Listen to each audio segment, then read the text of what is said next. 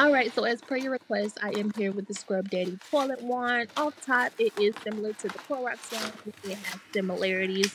There is the ejector wand, and then also the base that has the rotated toilet bowl, fresh scent tablet. And then it says that it rotates. I automatically assume that it rotates by sticking the pole in, but that is not the case. Do not do what I just did and rotate the wand like that. You will break your tablet. I did break mine. So here I am letting the toilet wand with the tablet submerge for about 1 to 2 minutes as directed.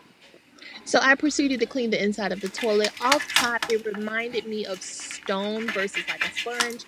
It really didn't sponge up anything, it kind of stoned it. So I just released that tablet and let it fizz up in the toilet. Just need the cleaning towel.